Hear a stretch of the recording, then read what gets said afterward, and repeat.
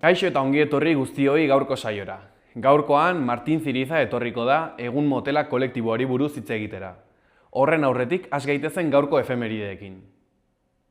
Gaurko egun batean, baina 1900ean, Iturengo eskolan euskara debekatu zieten haur eta irakasleei. Martinez irakasleari udalak bidalitako jakinarazpenaren arabera, ikasleei euskara zuzentzeari utzi behar zion. Eta ikasleen artean euskara debekatu behar zuen, gaztelania baitzen hizkuntza bakar eta beharrezkoa merkataritzan, armadan zein hezkuntzan. Aurretik ere halako legeak eta arauak behin baino gehiagotan publikatzen bazituzten ere, zenbait historialariren arabera, begi bistakoa da horiek aplika arazteko ezintasunak zituela Espainiako estatuak, eta herri xeheak euskarari eusten ziola bateko eta besteko zirrikituak baliatuta. 1916ko egun berean, New Yorkeko zoan orangutan batekin kaiolan izan zuten Ota Bengak bere buruaz beste egin zuen. Kongoko enbuti pigmi herrikoa zen eta elefanteak ehizatzen igaro zuen gaztaroa, Europarren kolonialismoaren ondorioz bere familia eta herria suntsitu zituzten arte. Joan izeneko erabiltzaileak sare sozialetan pertsona honen biografia landu du. 1904an, Ameriketako Estatu Batuetara eraman zuten baituta Missourin egin behar zuten Expo Unibertsalera. Antropologia atalean, munduko zenbait tribu jarri zituzten modu gutxiesgarrian ikusgai. Adierazi nahirik bezala beharrezkoa zela mundua zibilizatzeko AEBek esku hartzea. Afrikara exporako jendebila joandako Amerikar batzuek erosi zuten beste 8 esklaborekin batera. Izugarri sufriarazi zieten Amerikarrek, eta besteren artean, basati itxura emateko, Ota Bengari hortzak nola limatu zizkioten ikus daiteke argazkian. 40.000 pertsona joaten ziren bere ikustera egunero, eta burla eta gutxiespenak ziren nagusi. Expoa amaitu zenean, Ameriketako Estatu Batuetan barrena ibili zuten, batean eta bestean erakutsiz. Behin erakusketan mugikorra amaitu zenean, 1906an New Yorkeko Bronxeko zoora bidali zuten. Tximuen etxea izenekoan sartu zuten zenbait primaterekin. Ota Benga horre eduki zuten bizitzen, oiana irudikatu zuten zenbait zuhaitzen artean. Erakusketak arrakasta handia izan zuen, naiz eta zoologiko batean pertsona bat erakusteak kritikak eragin zituen Eliza Afroamerikarren partetik. Urte amaitu aurretik eta eztabaida zientifiko batzuk tarteko, zootik askatu zutenean pertsona beltzentzako asilo batera bidali zuten, eta bertan bizi izan zen 1910 arte. Ondoren, Virginiara joan zen bizitzera, Anne Spencer poetaren zaintzapean bizitzera. Bizitza estilo Ipar Amerikarrean integrazedin saiatu ziren, eta teologia ikasketak egitera bidali zuten. Logikoa den bezala, Ota Benga ezen sekula egokitu bizitza hartara. Denbora batez tabako fabrika batean aritu zen lanean, baina depresio sakon batean murgildu zen. Afrikara ezin zuelako itzuli eta AEB-etan munstro bat bezala ikusia zelako. Gaurko egunez 1916an, 32 urte zituela, bere buruaz beste egin zuen bihotzean tiro bat jota. Hainbat urteren ondoren, 1939ko martxoaren 20an, 5.000 artelan errezituzten naziek Berlingo suhiltzaileen egoitzan. Ideal naziaren edapen politikoen baitan, arte aleman puruaren bila aritu zen Hitler, eta horretarako arte degeneratua suntsitu zuten. Artelan horiek Alemaniako museoetatik inolako ordainik gabe arpilatzeko legea onartu zuten. 16.000 artelan abangoardista ostu zituzten herrialde osoan, eta horietako 650 arte degeneratua deituriko erakusketa antolatu zuten Munitzen. 1989an, Jose Luis Geresta Txotxo etako kidearen gorpua aurkitu zuten Errenteriako baserri bateko sagarrondo baten azpian. Egun batzuk lehenago lagun bati esan zion Espainiako polizia atzetik zuela, baina Lizarra Garazia akordioaren garaiak zirenez, eta suetenean zegoela eta zerbait gertatzen bazitzaion salatzeko. Hernani eta Andoain artean atxilotu eta drogatu zuten senideen arabera, eta gero mikrochip bat jarri zioten hortzetan. Defentsako kideek ere hori defendatu zuten. Horrek azalduko luke zergatik aterazizkioten bi aginak eta zergatik ebaki zioten beste bat hilostean. Arrastori gabe usteko gorpua. Epaiaren arabera, hortzak post-mortem aterazizkioten. Ertzaintzaren ikerketak ondorioztatu zuen bere buruaz beste egin zuela, baina familiaren eta defentsaren ustetan atxilotu, drogatu eta mikrotxip bat jarri zioten hortzetan. Hil ostean bi agin kendu eta beste bat ebaki zioten, autopsiak frogatu zuenez. Epaitegiek kasua artxibatu zuten. Poliziak eta epaileak suizidioaren hipotesia ontzat eman zuten. Lagunek gerra zikina salatu zuten. Oso egoera larrian eta atxiloketaz eta torturaz mehatxatua zen militante baten suizidioa posibletzat agertzen bazen ere, familia ez zen ados. Bat, pistola ezkerreko aldean zuen eta jeresta eskuina zen, bai eta bala zuloa ere eskuina aldean, baina pistola ezkerraldean zegoen eta hatz markarik gabe. Gorpua auspez, besoak eta zangoak zuzen eta lerro. Horrek pentsarazten zuen hil eta gero gorpua ukitua eta ezarria izan zela. Handik 2 urtetara, Jose Antonio Sáenz de Santa Maria general eta guardia zibil ohiak, 1986 eta 1986 artean gobernu sozialista ondoan terrorismoaren aurkako aholkulari berezia izan zenak, jeresta kasua aipatu zuen elkarrizketa batean, eta auspoa eman zion gerra zikinaren hipotesiari. Los comandos no se entregan solos, incluso ha aparecido algún muerto, con un diente extraído a martillazos. Después de morir no se pegan martillazos en la boca. No lo digo como crítica. No hay más remedio que emplear la guerra irregular contra unos tíos que vienen a matar por la espalda. Está bien el Estado de Derecho, pero no se puede llevar hasta sus últimas consecuencias, porque quedaríamos en manos de los terroristas. Azkenik, 2003ko martxoaren 20an, Irakeko inbasioa hasi zuten Ameriketako Estatu Batuek eta bere aliatuek. Erasoa bere buruaren defentsa prebentiboa zela eta Iraken inoiz topatu ez zituzten suntsipen handiko armak aitzakia hartuta egin zuten. 1 milioi bat hildakotik gora, beste horrenbeste leku aldaketa eta milaka pertsona torturatu zituzten, hainbat herrialderen babesarekin, tartean PPko Jose Maria Aznarren Espainiako estatua. Mundu osoan protesta handiak antolatu ziren gudaren aurka. Errepasatu dezagun aste honetako agenda.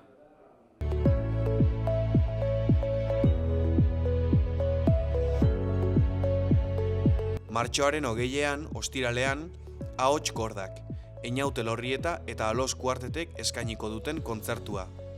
Ponpaeloko Zibiboxean izango da arratsaldeko 7:00 10 eurotan. Larun batean, eguerdiko 12:00, Ipuin kontaketa, Cuentos estacionales Sergio de Andresen eskutik. Kondestableko Zibiboxean izango da, doan, edukiera bete arte.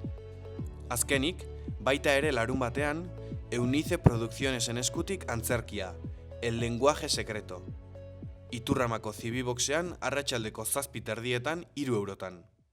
Orain, gaurko komunikabideen azalak aztertuko ditugu.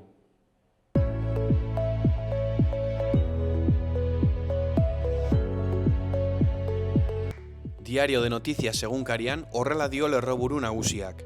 Sektore publikoaren absentismoa 28% handitu da 7 urtean. Lehenengo puntuan, 167 arrazoi medikoengatik izan ziren, eta 133 beste arrazoi batzuengatik, familia arrazoiengatik barne. Bigarren puntuan, osasun langileak eta polizia agenteak izan ziren ordu gehien galdu zituzten funtzionarioak. Argazki nagusian, Euskaldunak gara, korrikak atzo hasi zuen bere bidea Zuberoan, komunitate oso bat bere hizkuntzaren alde batzeko, 5.000 pertsona baino gehiagorekin. Honen titularrean, 24. korrikak euskara batu eta aldarrikatzen du. Atarratzen hasten da, euskara sustatzeko eta baliabide gehiago eskatzeko erronkarekin. Tartean, Europako Banku Zentralak interes tasak egonkor mantentzen ditu inflazioa igoarren. Eskuineko berrietan, justizia sistemak 25 milioi bahituta eta izun ditu atxikita. Azpian, Europako Batasunak ekialde hurbilean tentsioa baretzeko eskatu du negoziazioak hasteko.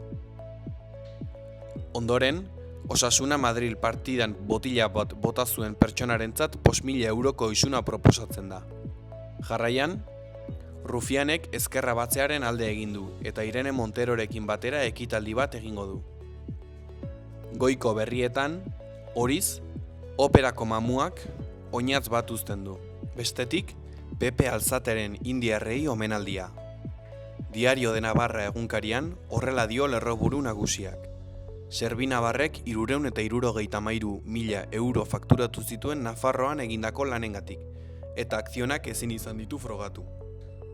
Gehienak, artxibo nagusiari eta Navarra Arenari dagozkio. Irudi nagusian, ezkerretik, Saio Agoni, Sara Bellido, Marta Garaioa eta Pablo Ezkurra Nafarroako Erronkak izeneko foroan parte hartu zuten. Honen lerroburua, merkataritzak zama gutxiago eskatzen du. Sektoreak gobernuari zergak eta paperlanak murrizteko eskatzen dio DN en Vivo foroan. Eskuineko berrietan, gerraren eraginaren aurrean lasaitasuna eskatu dute Nafar Bidaia Agentziak. Ondoren, Europako Banku Zentrala gerraren ondorioz inflazio bolada baten beldur da. Jarraian, Kontos txostenak bideanek osasunari egindako kritikak alde batera utzi zituen. Azkenik, IZ4 Pamplona eraikuntza enpresa konkurtso prozeduran dago. Goiko berrietan, eskualdeko bizikleta ibilbidearen lehen geldialdiak. Ondoren, oposizioa Sarbil eguzki proiektuaren alde. Azkenik, Miguel Induruñek bere klasika aztertzen du. Gara egunkarian horrela dio lerroburu nagusiak. Herri oso bat lotu eta bizirik sentiarazteko, martxan da korrika. Jendetzak lagunduta abiatu zen atarratzetik euskararen aldeko lasterketa erraldoia. Hilaren 29an Bilbora iritsi aurretik, 2000 kilometrotik gora zeharkatuko ditu euskara gara lelopean. Argazki nagusian, lekukoa Maulen, jendetzak lagunduta. Ezkerreko berrietan, oihu bat Palestinara, jaialdi bat baino askoz gehiago. Jarraian, Trump South Parseko erasotik urruntzen saiatzen da. Azkenik, Cesar Rendueles, filosofoa, soziologoa eta idazleak dio, teknologia bere testuinguru politikoan integratuta ulertu behar da. Berria egunkarian aldiz honela dio lerroburuak. Arnasa berrien bila, bidean da korrika. Abiatu da 24. korrika, atarratzetik. Euskararen aldeko engalamendua erakusteko aukera izango dute euskaltzaleek 11 egunez. Martxoaren 29an bukatuko da lasterketa Bilbon. Argazki nagusian, Charlotte Etxeberri eta Ximun Karrere Euskal Irratietako ordezkariek eraman zuten lekukoa korrikaren aurreneko kilometroan, atzo atarratzen. Beheko berrietan, Edoi Etxarte idazleak dio, 3 ofizioren artean sentitu naiz eta etsai izan ditut, kazetaria, historialaria eta novelagilea. Ondoan, Iranek eta Ameriketako estatu batuek gerraren jomugan jarri dituzte energia azpiegiturak. Euskal Herria irratiari dagokionez, honela diote berriek. Eskuartean, David Broncano zur eta lur utzi zuen erraldoiak eta buruondiak sortzeko enpresa nafarra. Cristian Azkona, Imanol Urabaien eta Joseba da Costa erraldoiak eta buruondiak egiten dituzten eskultoreak dira. 100 pertsonaia baino gehiago sortu dituzte azkeneko hamarkadan. Eskuineko berrietan, Arantza San Julian.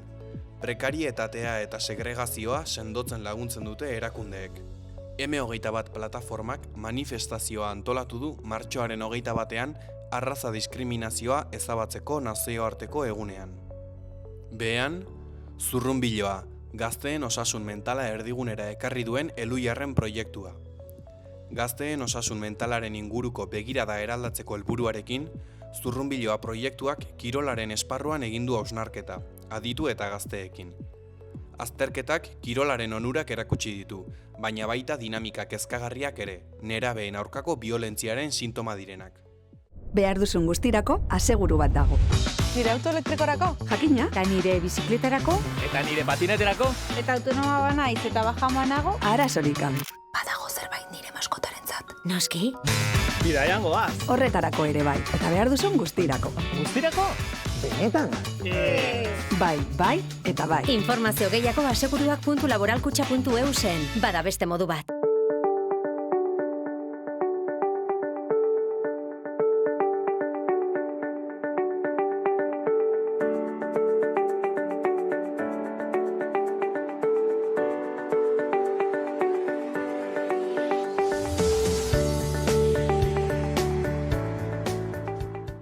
Kaixo eta ongi etorri gurera, Martin, zer moduz?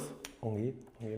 Gaurkoan, egun motelak kolektiboaren inguruan edo ekimenaren inguruan hitz egitera etorri zera. Konta iguzu pixka bat zer den eta nola sortzen den egun motelak? Egun motelak duela 3 urte jaio zen, gutxi gorabehera. Garai hortan ezagutu ginen musikari edo musikazale batzuk, hemen Iruñan kontzertu ezberdinak egiteko asmoa genuelako edo hori egiteko beharra ikusten genuelako. Eta horrez geroztik, bai batzu genuela esperientzia kontzertuak antolatzen beste kolektibo batzuetan, bai Iruñan, bai Iruñatik kanpo, eta esperientzia hori baliatuz eta hemengo espazio autogestionatu batzuk ere baliatuz, helburu hori betetzera iritsi ginen. Aipatzen zenuen behar hori zein zen ikusten zenuten behar bat Iruñan kontzertu egiteko? Zergatik ikusten zenuten behar hori?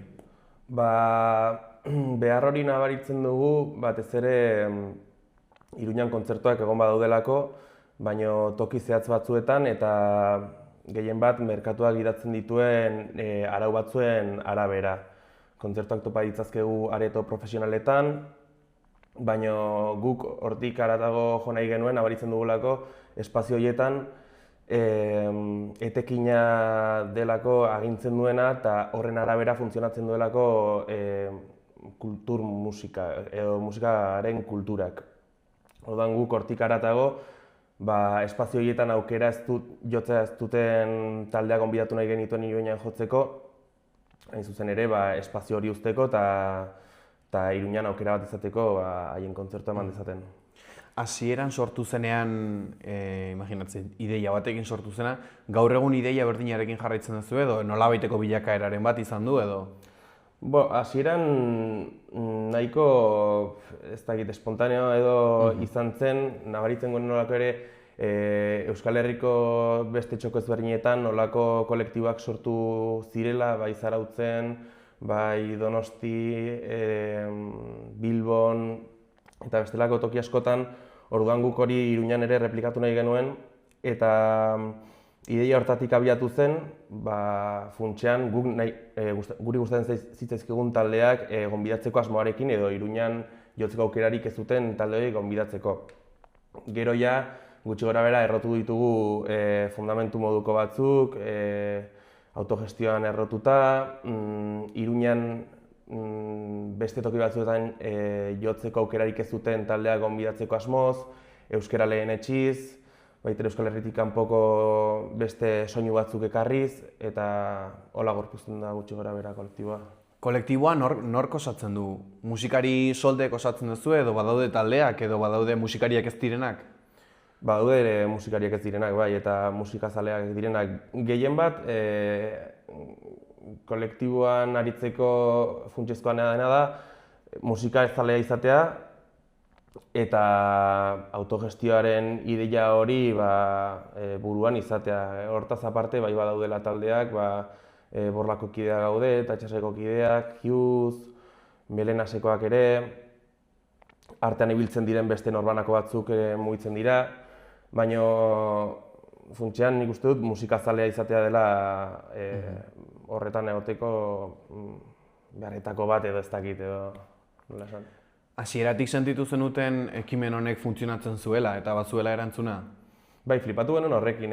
Lehendabizikoa izan zen duela, zenbat izan zen duela, 3 urte gutxi gorabehera, urtarrila batean, eta egun horretan izan ziren Okimoki taldea, Nakar eta Iruñako Bris taldea, eta ezkenekien ze suertatuko zen bertan, egia esan nik antolatu ditudan beste kontzertu batzuetan arrakastarik ez dugulako izan, baina justo horretan sekulako ilara sortu zen aitzina sarreran eta bete-bete zen. Orduan hortik bai izan zela, honen beharra jendeak ere sentitzen du, ez da bakarrik gure pedrada edo gure egiteak asmoa, baizik eta behar hori ere erreala dela Iruñan, eta orduan asmo horretatik tiratuz eta gogoietatik tiratuz jarraitu dugu kontzertuak antolatzen. Badauka zerbait egun motelak beste ekimen edo proposamenetatik bereizten duena? Ez dakit,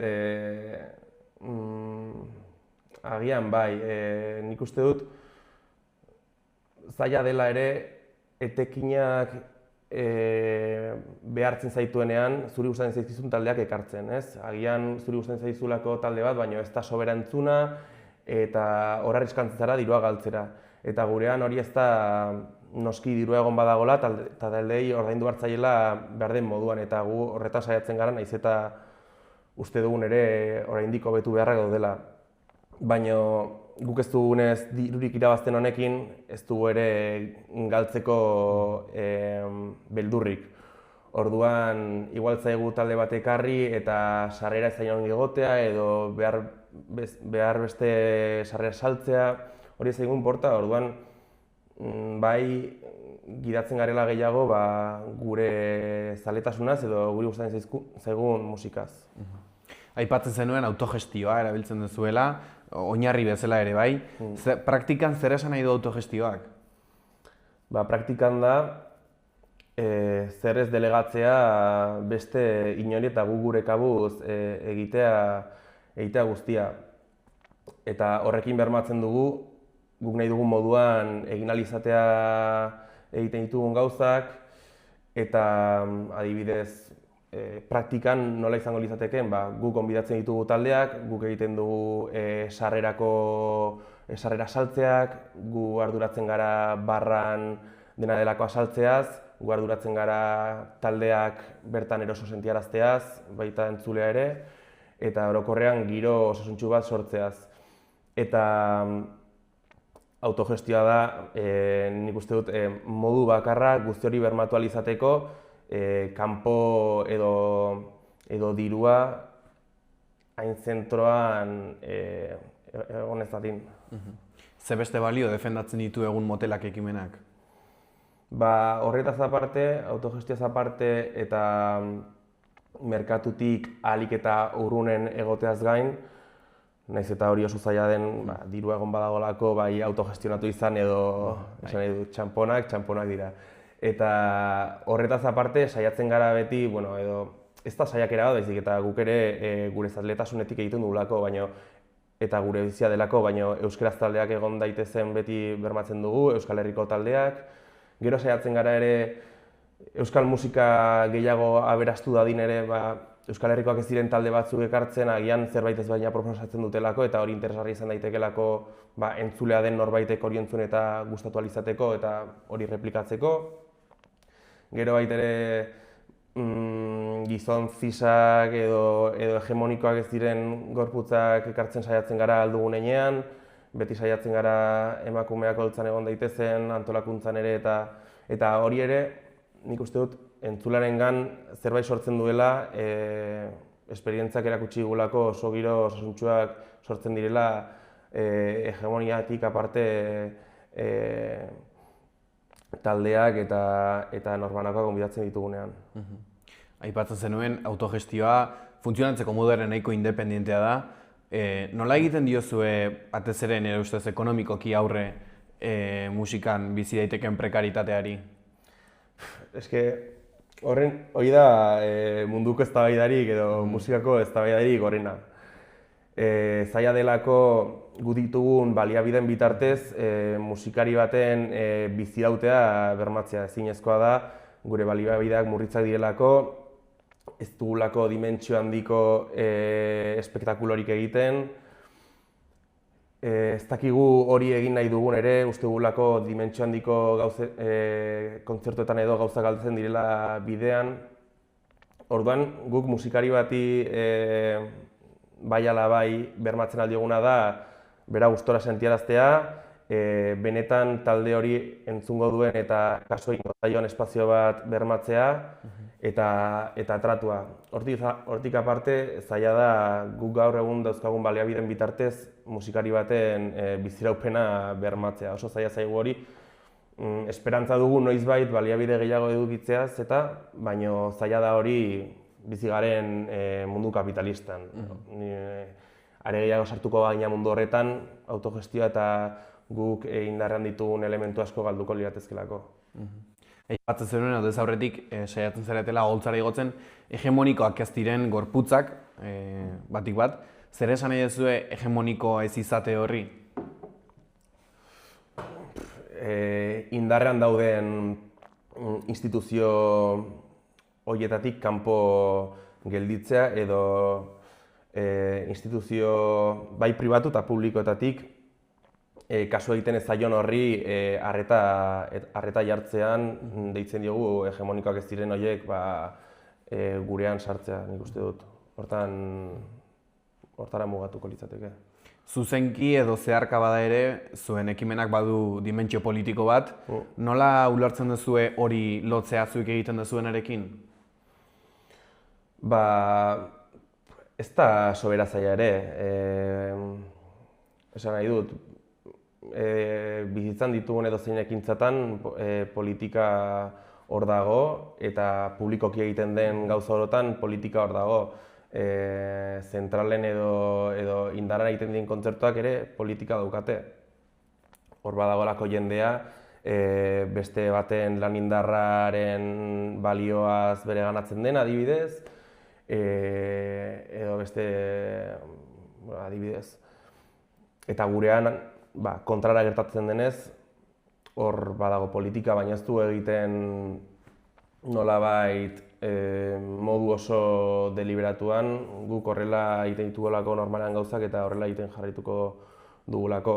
Bai irizpide horiek betetzen saiatzen garela beti, baina esan nahi dut. Gauzak modu horretan egin nahi bai ditugu, gustatzen zaizkigun taldeak ekarri nahi bai ditugu, hala beharrez gauzak modu horretan egin behar dira, bestela lukelako bizian. Hitz egin dezagun pixka bat Iruñako musika eszenak, orain.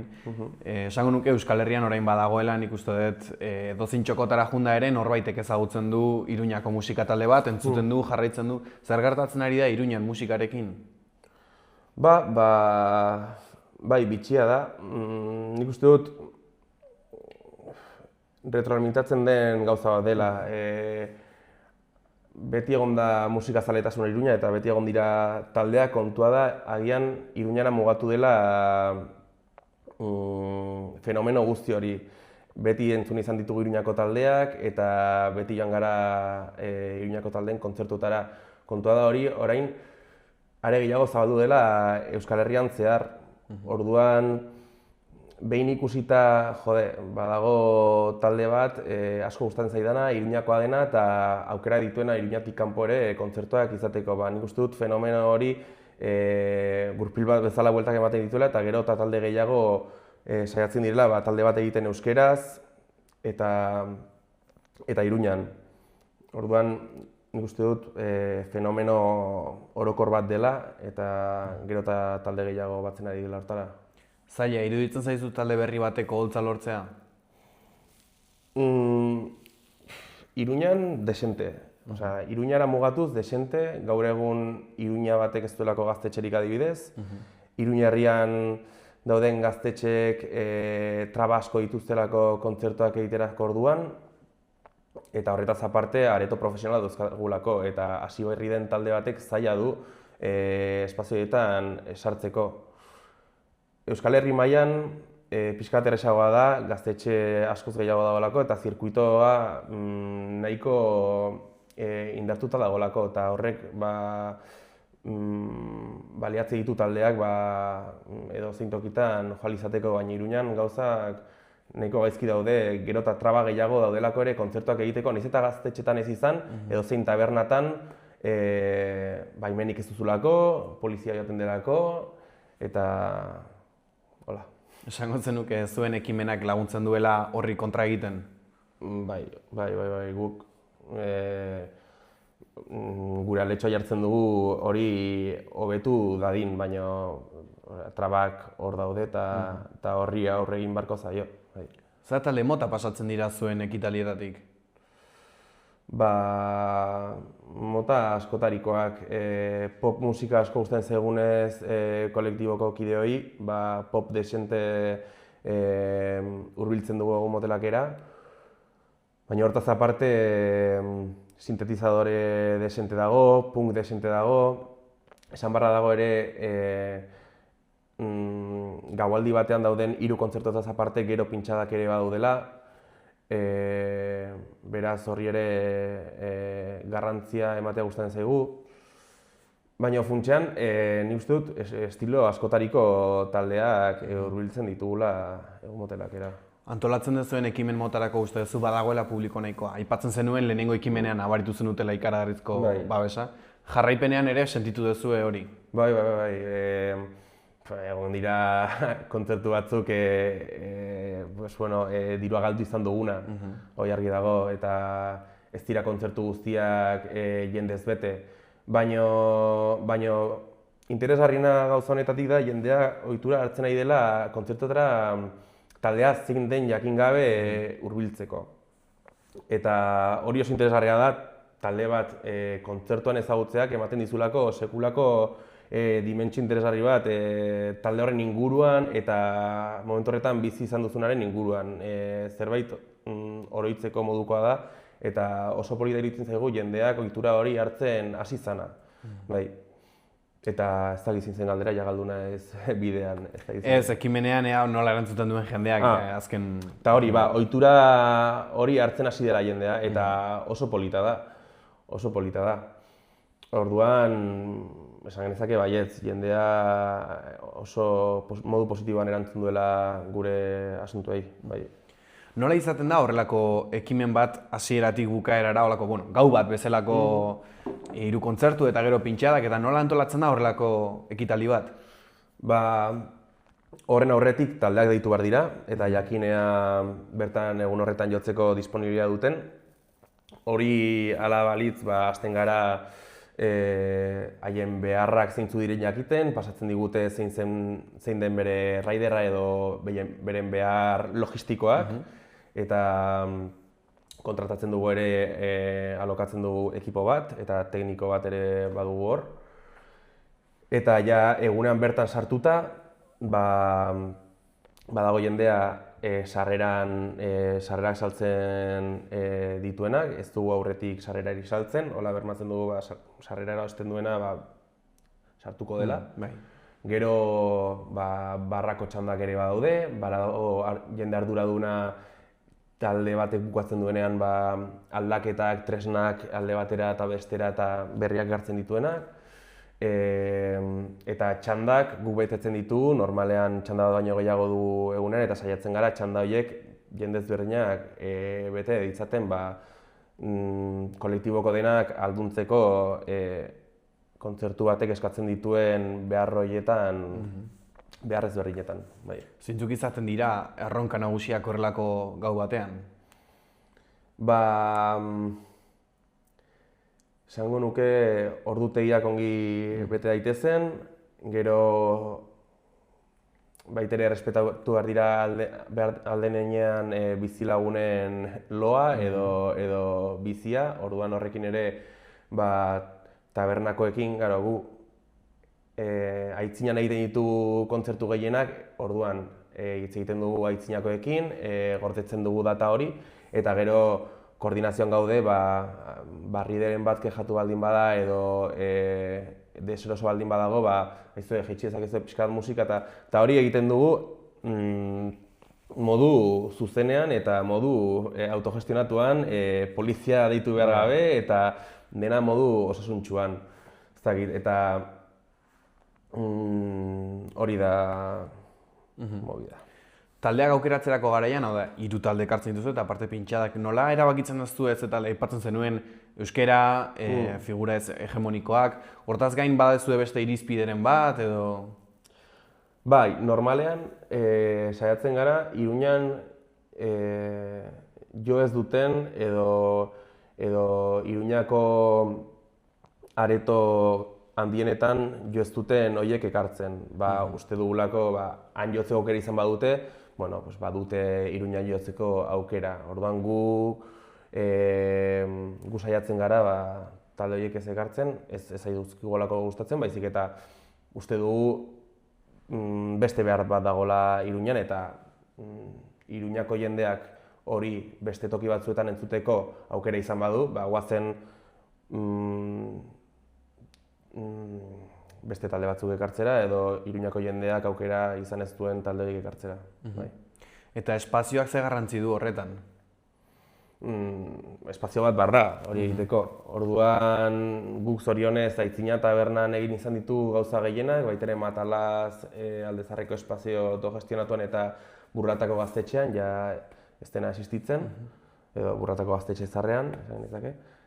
Eta espazio bat izatea funtsezkoa da, eta ongi dago ere, alokairurik ez egotea hor tartean, egia da guk izate ditugun etein guztiak ez direla guretzako edo taldentzako, haiei utzi behar diogu ere zatitxo bat, bere proiektuak ere biziron dezan. Baina nik uste dut kontzertuak antolatzeko edo asunto guztionekin hasteko behar den lehendabiziko gauza espazioa dela. Espazio hori gabe ezin duzulako ezer egin. Zenbat lan dago horrelako zerbaiten atzean, ez dena ikusten eta agian jendeak ez duena ulertzen dagoela lan hori atzetik? Lana egon badago, egia da zaletasunetik ere egiten dugunez ez dela hainbesterako. Baina bai, kontzertu batzuk antolatzeko demagun. Justo pasaden asteburuan izan genuen bat, hori martxan jartzen hasteko, hasi behar gara urte hasieran gutxi gara bera gauzak antolatzen. Batez ere, zailena zaiguna da taldeak lortzea ezin dutelako, edo kanpotik datuzelako eta eskaini dezakegun dirua edo gutxiegi delako, oso ulergarria ere, bestaldetik. Orduan, hori da gehien bat kostatzen zaiguna eta buruhausteak eragiten dizkiguna. Nola kudeatzen duzu lanak eta kolektiboa horroan, hau da bai aldez aurretik taldeak deitu, komunikazio guzti hori egin eta egunean bertan dituzuen lan guztiak, nola kudeatzen dituzue? Gehien bat hasierako bilera batean kontzertu aurretik egin behar diren lan guzti horiek banatzen ditugu, bata taldeak deitu, besteak Aitzina Taberna edo espazio horrekin harremanetan jarri, beste bat teknikariak eta ekipoa kontratatu. Orduan, rolak banatzen ditugu gure artean eta gero egun berean ere berriz ardura horiek banatzen ditugu jendeak gutxi gora bera berdina aportatu dezan. Antolatzen duzuen ekitaldietan sortzen den giroa bat dator zuek bilatzen duzuenarekin? Bai. Eta hori oso harro esan dezakegu zaila delako. Batzutan zaila kontrolatzea nola ze giro sortu daiteken, baina esperientziak ere erakutsi du ez dela dirudiena bezain zaila. Zuk oholtzan erakusten dituzun gorputzak edo horrekin sustatu nahi duzuna, gero dantzalekuan edo ikuslean eragiten duelako. Eta horrek eragiten duelako bakoitzaren konportamendua zein izan daiteken edo zein ez. Orduan, interesgarria da horri erreparatzea eta ez erortzea, ez da gin hor gaizki sentitu da, zergatik edo egon bar gara hemen dena kontrolatzen. Ez, hori hasieratik gutxi gorara kontrolatu daiteke eta modu osasuntsu batean eraman, hori ere argi ikusi dugu. Gaur egun ere ekitaldietan, jaietan, antzokietan, beti aipatzen da espazio segurua izan behar dela. Zuek zer ulertzen duzu espazio seguru baten bidez? Espazio segurua guri itzen zaigu inor gaizki sentitu ez den espazio bat eta batez ere gaizki sentitzen delako, gaixo dagolako edo bere neskalagunarekin emutilagunarekin utzi delako, baizik eta gaizki gizarteak errotzen dituen elementu batzuen poderioz gaizki sentitu delako, bai jarrera matxista, arrazista edo bestelako elementuengatik. Aipatzen zenuen, aldez aurretik sentitzen dezula sortzen ari dela nolabaiteko komunitate bat, jendea hasi dena kontzertutara joaten jakin gabe zein den jotzen dena. Sentitzen duzu zue komunitate horren parte zeratela? Bai. Egia da nik ere uste duela kontzertu gehiagotara joatea gustatuko litzaidakela. Eta hori baita ere sentitzen dut, baina bai noski asko gustatzen zaidala ezagutzen ez duan kontzertuta joatea. Kontua da, igual hemen Iruñan ez dela hain erresa aukera gutxi daudelako kontzertu bat ikusteko. Egia da azken boladan ere laba edo zaldiko maldiko gauzak antolatzen dituela eta oso interesgarria direnak, baina orain arte ez dugu hori egiteko aukerarik izan, edo ez zaio Iruñako jendeari hori egiteko aukera izan, kontzertu batera joateko aurretik erosi behar duzulako sarrera, orduan, eta sarrerak ez dira oso ekonomikoak ere ez, orduan, orduan jakin behar duzu, gustatzen zaizun, edo ez, eta ez diozu eguneko esperimentazioari aukera uzten inolaz ere. Ze plan ditu egun motelak etorkizunera begira? Desente alde batetik, Iruñako beste eragile sozialekin saretzen joatea, egia da harremanak izan ditugula orain arte Aitzinatanarekin, Matalaz, Gaztetxea eta beste eragile askorekin, baina hori are gehiago saretzea gustatuko litzaiguke. Gero gauetik pixka bat ateratzea ere gustatuko litzaiguke eta tailerrak, musikak inguratzen duen edo autogestioak inguratzen dituen beste gauza asko egitea, fanzine tailerrak edo pedalak edo tresnatxoak modu edo zure kabuz egiteko tailerrak, holakoak egitea gustatuko litzaiguke bai. Zerbait plaza batean, plazak okupatu, kaleak okupatu, gure leloak jendeak entzun ditzaten. Eta ekitaldiaren inguruan, gustatuko litzaizueke handitzen jotea edo gustatuko litzaizueke mantentzea zaudeten horretan? Handitzea edo txikitzea ez dakit nola neurtu edo ze parametroen arabera neurtu. Guk egiten duguna egiten jarraitza gustatuko litzaiguke, hori bai. Beste espazio batzuk konkistatzea edo gustatuko litzaiguke ere, ez bakarrik gure txokoan zokoratuta egon. Eta hori izango litzateke handitzea, nik uste dut. Gero eta espazio gehiago okupatzen joatea, gure agenda gero eta maiztasun handiagoz egin ahal izatea, eta guk beste ditugun ideia horiek are gehiago zabaltzea Iruñan barna. Itxita daukazue dagoeneko hurrengo gaua? Ez dugu itxita. Buruan geneukan bat egitea orain ikasturte amaierarako, baina etorkizuna begira suertatu zaizkigunez beste gauza interesgarri batzuk, bai adibidez buruan du San Ferminetan zer egitea, herri San Ferminetan, gero udazken aldera beste zer berezia, eta erretzeko arriskua dagoenez etengabe gauza bera egiten duzunean, horretan diversifikatzea eta publikoari gauza ezberdinak ematea ere interesgarri iruditzen zaigu. Orduan, oraingoz ari gara pentsatzen zer egin etorkizunera begira, eta ikasturte honetan kontzertuak bukatutzat eman bai. Zer behar du Iruñak eszena indartzeko eta sendotzeko? Zer behar du? Antolakuntza gehiago musikaren inguruan, nik uste dut, edo kulturaren inguruan orokorrean. Kultura autogestionatuaren tradizioari edo ohitura bat bilakatzea hori, jendea animatzea gauzak egitera, askotan ez dugulako posible ikusten gauzak egitea.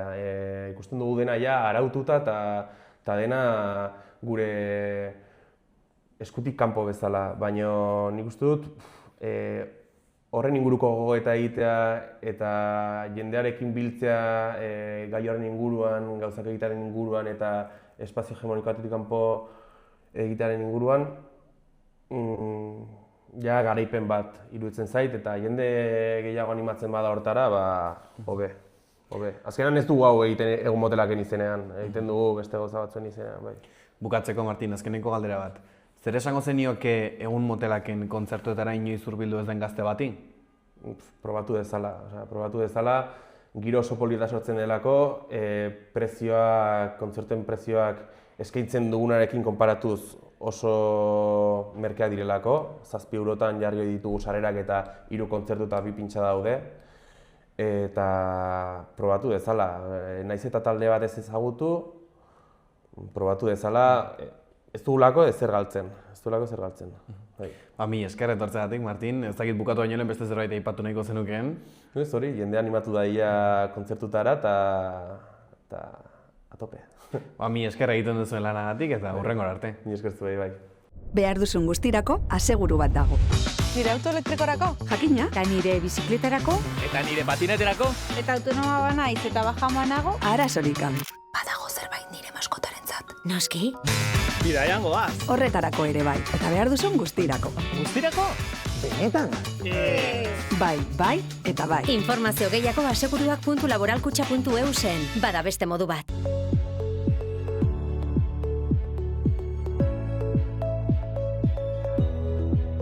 Gaur erdi mailako hodei eta goi hodei batzuk agertuko dira. Batez ere eguerditik aurrera, baina giro eguzkitsuarekin jarraituko dugu orokorrean. Temperatura maksimoetan aldaketa handirik ez dugu izango. Kantauri isurialdeko altuenak 20 gradu ingurukoak izango dira. Mediterraneo isurialdekoak aldiz 15 graduren bueltan ibiliko dira. Hego-ekialdeko haizea ibiliko da, bolada gogor batzuekin. Arratsaldean kostaldean brisa ibili daiteke. Larun batean eguraldiak ildo beretik jarraituko du, eta zerua hodei gutxirekin egongo da orokorrean. Egunaren lehenengo partean tarteka hodeitsu erdi mailako hodeiekin eta goi hodeiekin. Hegoaldeko haizea ibiliko da, aurreko egunetan baino ahulago. Arratsaldean ekialdera edo ipar-ekialdera aldatuko da, eta gauean aldakor geratuko da. Temperaturan aldaketa handirik ez. Hau izan da gaurko saioa, mila esker gurekin egoteagatik eta astelen arte.